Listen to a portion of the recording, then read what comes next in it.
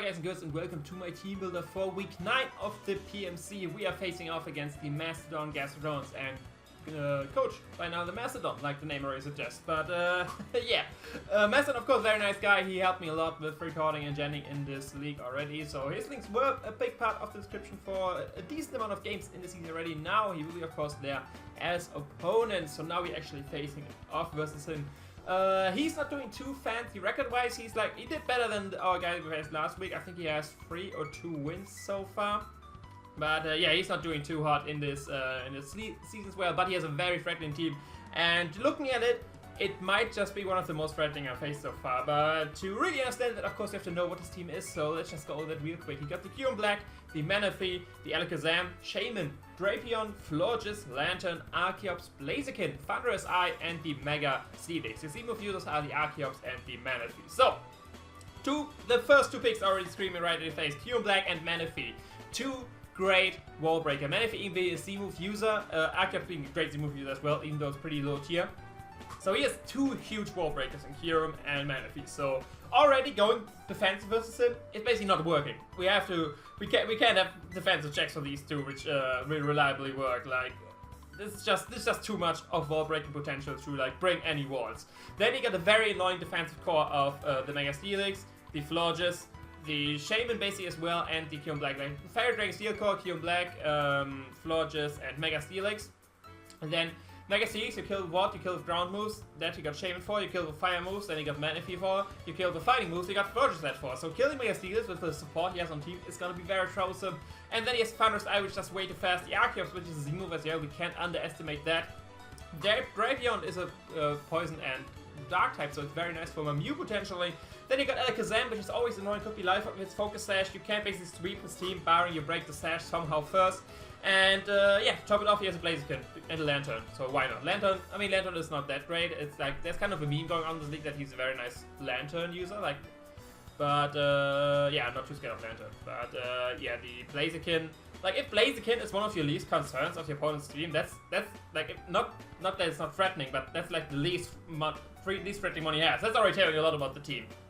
Very offensive, like I said, he has more offensive as well orientated. His defense is not very, like I mentioned the Mega Steelix with his core, but most of these monsters don't have reliable recovery. The only monster with reliable recovery, I mean, he has from Black with Roost potentially, but if he has Roost on that, that's good for me because that means it's not as offensive and it's missing some coverage.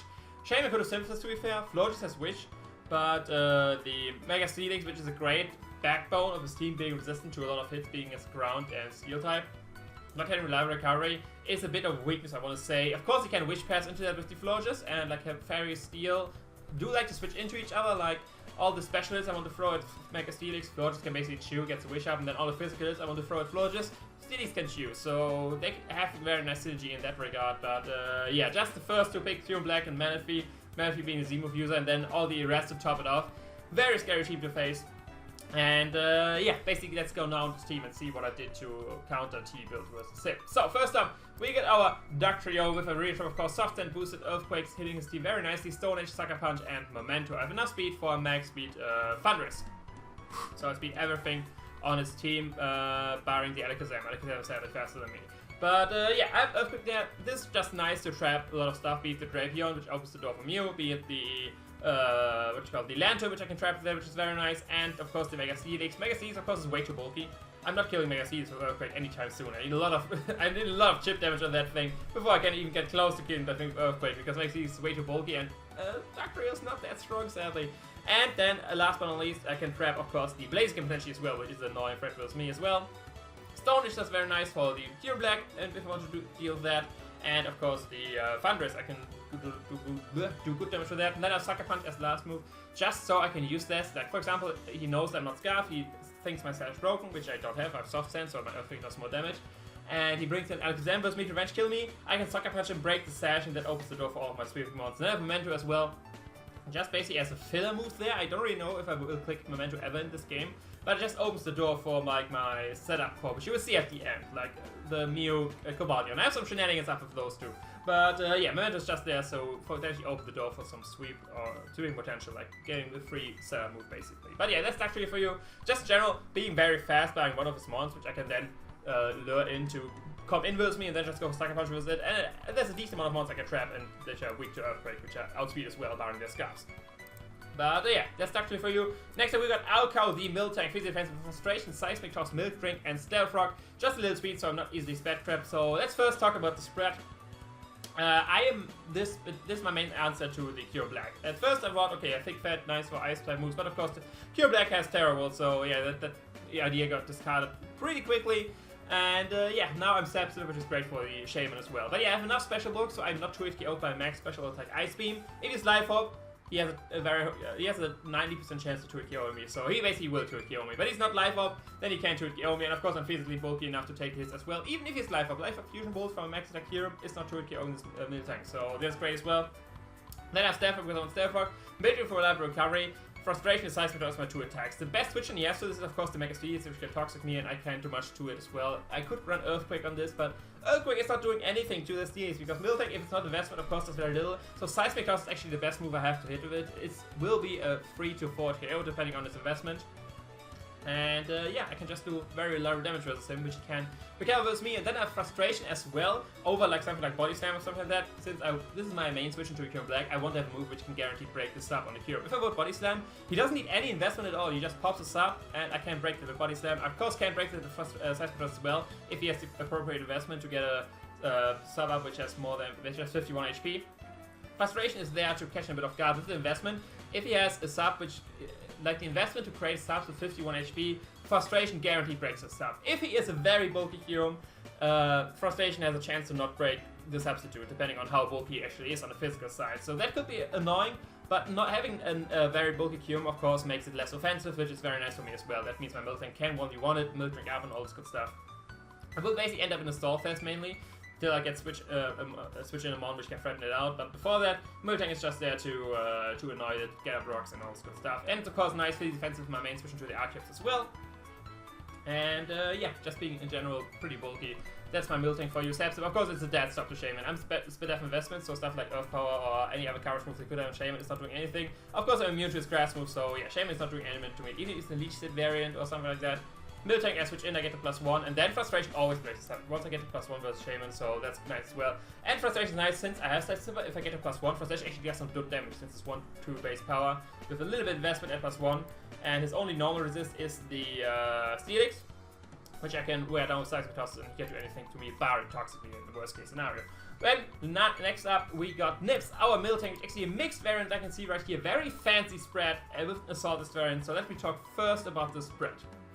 So, I decide this is my main check to the Thundurus. I need this investment with this HP, with the Assault test, so I'm not O-code by +2 Life Orb Psychic from Thundurus. That's enough investment for that. So if he is Life Orb, I'm not tricky or Psychic. If he gets an Aspirate up, of course, and don't die to that, I can do a lot of damage to him with Ice Beam. Sadly not O-code him, but Ice Beam plus Sucker Punch will KO the Thundurus, so that is very nice. Then I have this special attack investment exactly. That is to 2-hit KO with Earth Power, a max special defense Steelies. Max HP, max special defense, Calm Nature, or what is the nature, like, whatever, plus Split of Nature. I 2-hit KO that with Sheer Focus and Earth Power with this investment, guaranteed. That's 50% minimum, up to 60%. Then, this attack investment is there, so I guaranteed 2-hit KO Florges with physical defensive with Poison Jab. So even if Florges is physically defensive, its special defense is still higher, so that's why Poison Jab does more damage to it overall. And with that investment, I guarantee 2-hit KO Florges even if he's physically defensive. So that's great as well. So this Nidoqueen is just there basically to break his defensive core.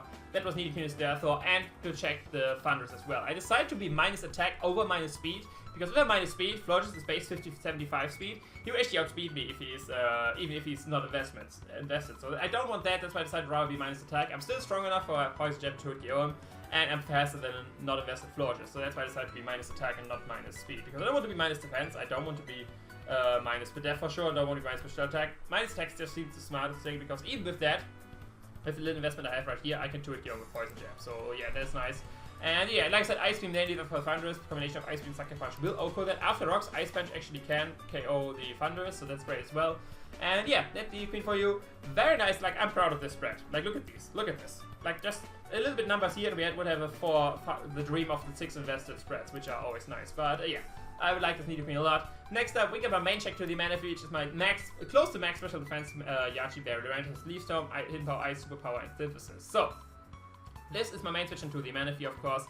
This investment and the Archie Berry, I can take a +3 Surf plus a +3 Ice Beam and get at least one Leaf Storm off, which then opens the door to me revenge killing the Manaphy. Like, this Manaphy, once you get a Tail Glow up, it basically is guaranteed to kill, barring you play around it very nicely, and then you bring in something to revenge kill it. And that's just my main switch in. If he doesn't set up Tail Glow, of course can take this very more easy.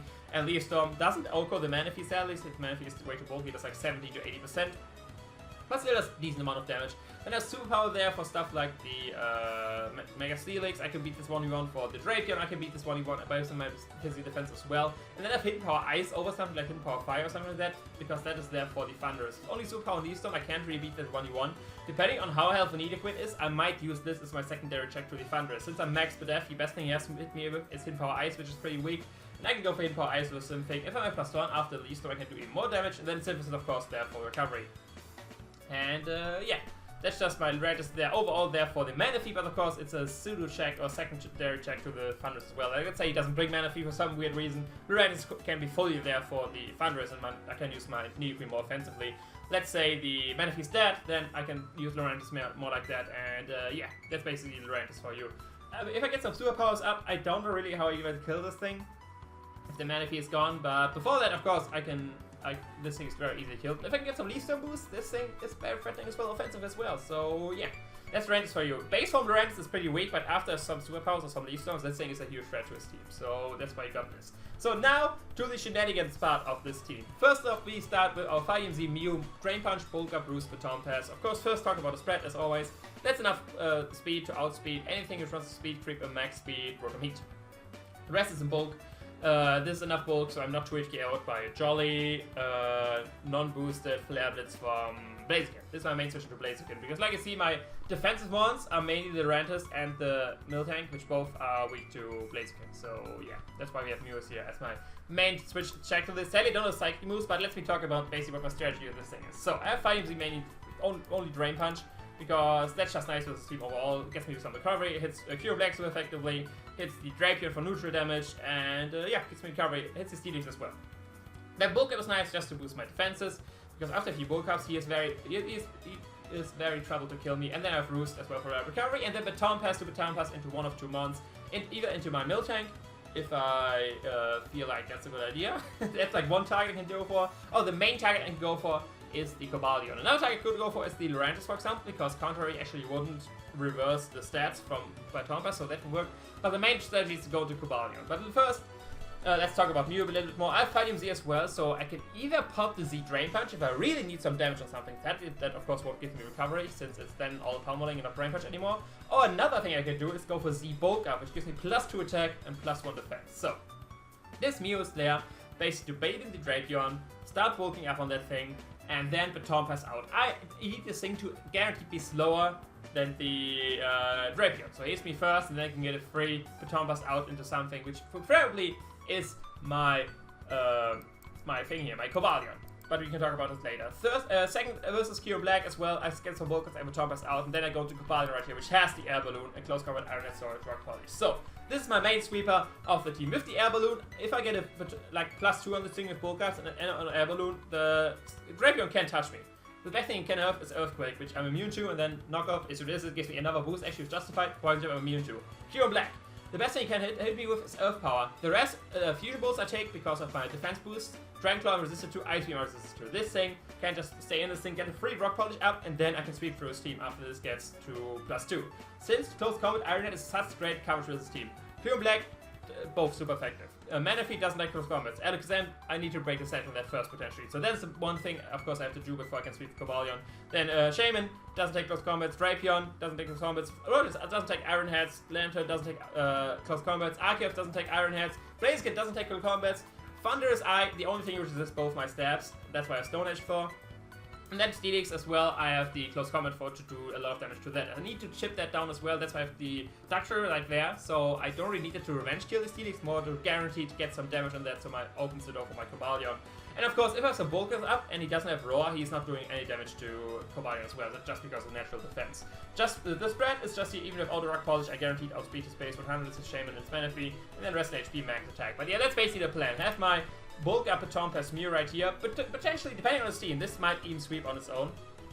But even if it doesn't, I can get Phantombass down, and then Cabra is here to shine. That's actually the whole plan with this team. Like, chip everything down, I have some switches to those things. I have things which, if something sets up, I can still take it and OHKO them.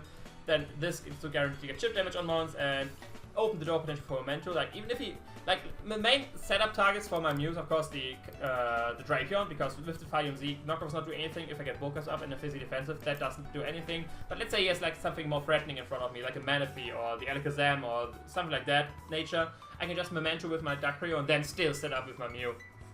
And then go with the whole strategy of passing to my Cobalion and sweeping his team. But yeah, that's the whole strategy of my team, of course. Let me know what you think about that. I don't want to promise to you that the match is going up online, since when I'm recording this, I'm still waiting on someone to record my match for me. So I can't give you a guarantee that's up tomorrow. I will try, of course, but yeah, let me know in the comments what you think about the team. Let me know who is going to be the MVP. Be excited for the match either tomorrow or the day after. But yeah, that's all from me. I will see you another time. Ciao.